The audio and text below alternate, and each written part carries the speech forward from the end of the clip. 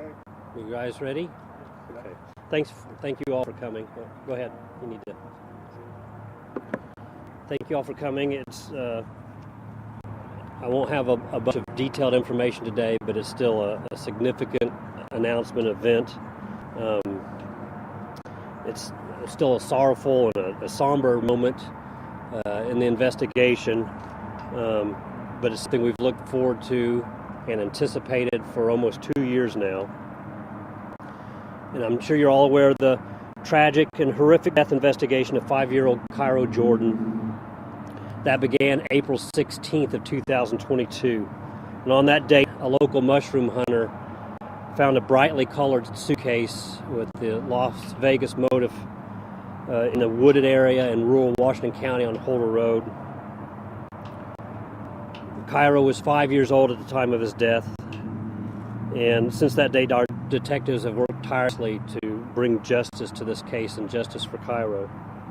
In October of 2022, arrest warrants were issued for Don Coleman and Dejaune Anderson in relation to this case.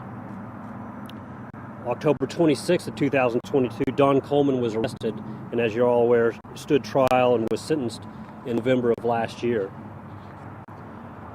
Earlier this week, Detective Matt Busick received information from a concerned citizen which started the path to physically locating Dejaune Anderson, the mother of Cairo Jordan. Acting on this information, Detective Busick worked hand in hand with ISP troopers who are assigned to the U.S. Marshals Task Force and with U.S. Marshals themselves. And working hand in hand with them kept the U.S. Marshals abreast in California on the information that we were receiving and gathering. As a result of this information investigative work, these officers investigators apprehended Dejaune Anderson last night without incident in Arcadia, California. She was arrested on a warrant issued out of Washington County, Indiana, that was issued back in 2022. That warrant again was for murder, neglect of a dependent resulting in death, which is a level 1 felony, and obstruction of justice, which is a level 6 felony. She is currently being held at a Los Angeles Police Department detention center in Van Nuys, California. And as we speak, ISP Detective Busick and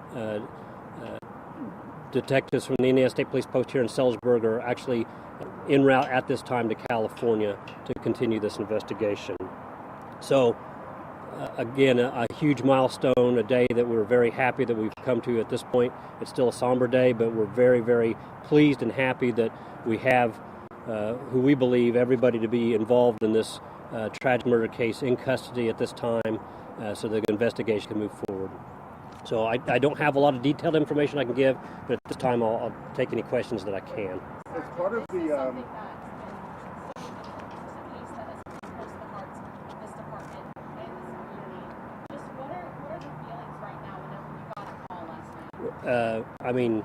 elation, and it's a somber moment when you think back to the whole story, the whole case.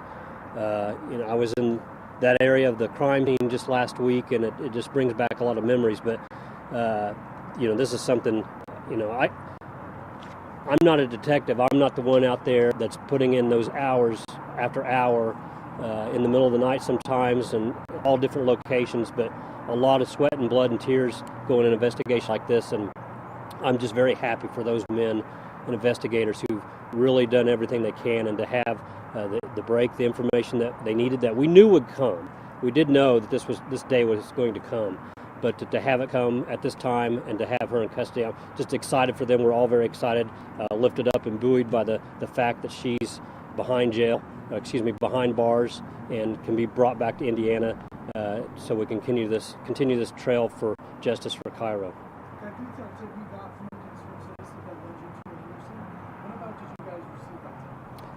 You say when? Roughly earlier this week. It was relatively recent information.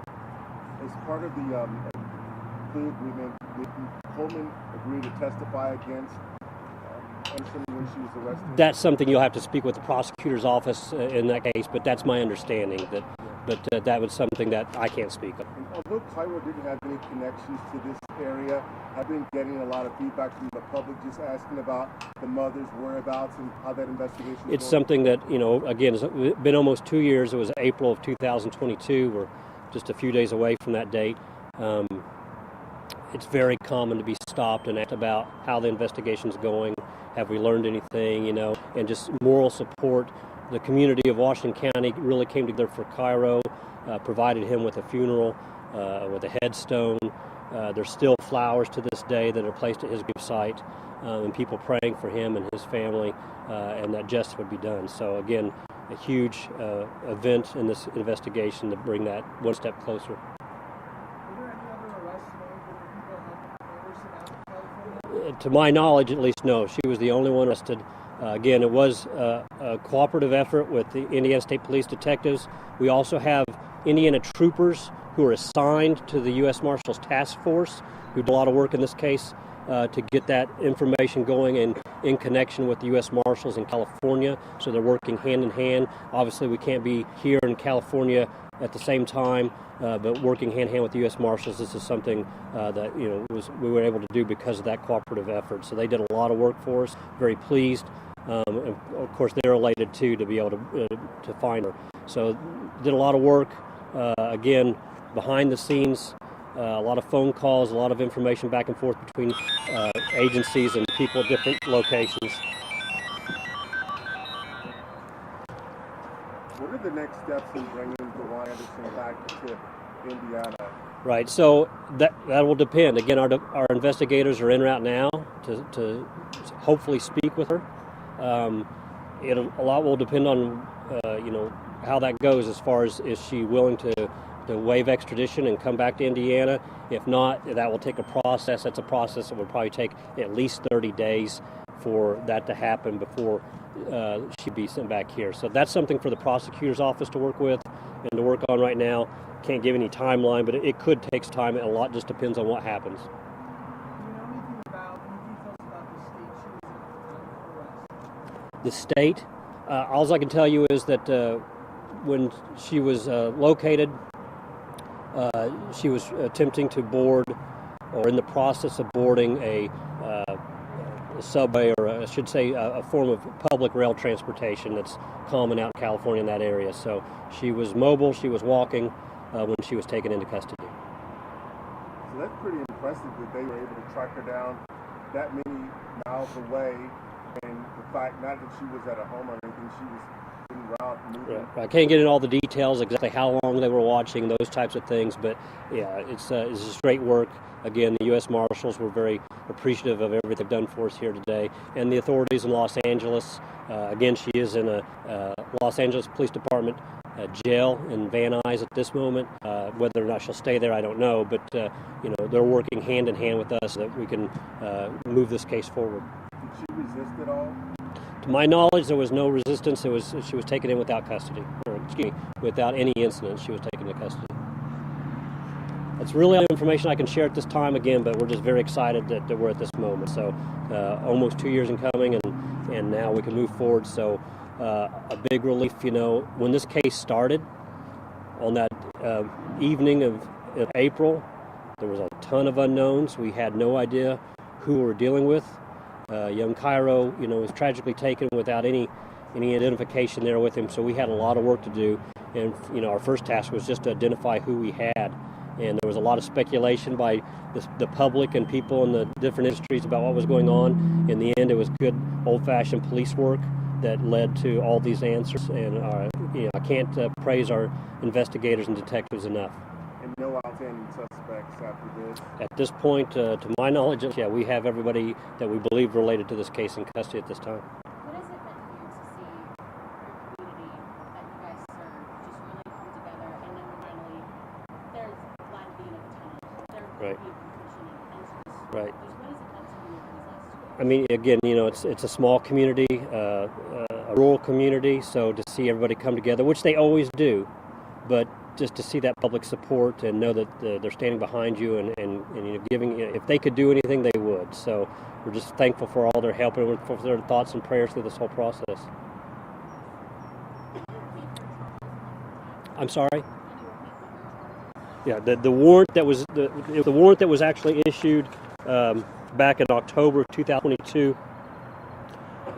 in her name, Dejaune L. Anderson, for count 1, murder, a felony, count 2, neglect of a dependent resulting in death, a level 1 felony, and count 3, obstruction of justice, a level 6 felony. Is it Dejaune or Dewan? I have to admit, the exact pronunciation of her name, I've heard it both ways, so you might want to look into the exact pronunciation if I misspoke a few times. Dejaune, I've heard Dejaune, I've heard a few different ways, but I've typically gone with Dejaune. Any other questions? Any pictures or anything of her from out there? I mean, I've got from out there, Yeah. not this time. No. So, again, through your sources, if she's in custody out in California, there may be something you guys are able to do, but I don't have anything like that at this time. Just the former mug shot that we had from the prior investigation, early in the investigation. The boy's father, the family? I can't speak to any of that information at this time. So, okay. Thanks, guys. Thank you.